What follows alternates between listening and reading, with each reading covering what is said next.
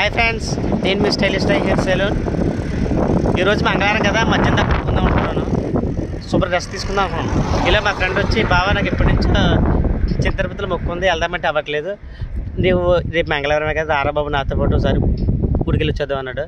నేను అన్నవారు లే, నీ మధ్యాహ్నం పడుకోవాలరా, నాకు ఖాళీ ఉండదంటే, రా బాబా ప్లీజ్ బాబా మంగళవారం కదా అంటే, సరే కదా వీడి కోసమని పొద్దున్న 4ంటికి లేచి చిత్తరపతి వెళ్తుంటే ఈడ అన్నాడు మా వాడు, షార్ట్ కట్ దారిని తీసుకెళ్ళా అన్నాడు.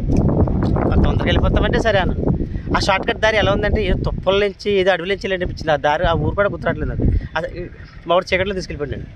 అలా వెళ్ళిపోతుంటే ఒకేసారి ఎవడో నన్ను తరుకుంటూ వచ్చి భుజమ్మ చేసేటట్టు అనిపించింది.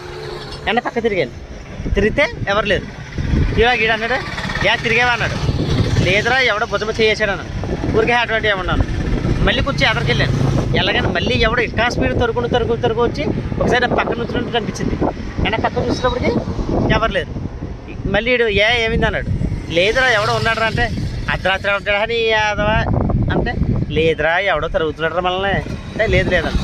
ఇంకా కొంచెం స్పీడ్ పెంచమని నేనే అన్న బండి స్పీడ్ కొట్టాడు. ఇంకా స్పీడ్ కొట్టి ఎక్కడ ఆకూడదని వెళ్ళిపోతున్నా.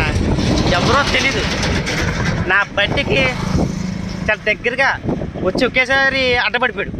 అంటే మ్యాక్సిమం మీ ఉద్దేశం ఇంకా గుద్దేస్తుంటే తీరా చూస్తే అన్న బండి ఆపాం. ఒరే ఎవరు గుద్దేశం ఏదంటే, వెనకాల చూస్తే ఎవరు లేదు, కింద కూడా ఎవరు లేదు. ఇంకా నాకు సీన్ అర్థమైపోయింది, ఇక్కడ దయ్యాలు ఉన్నారు, నాకు సీన్ అర్థమైపోయింది.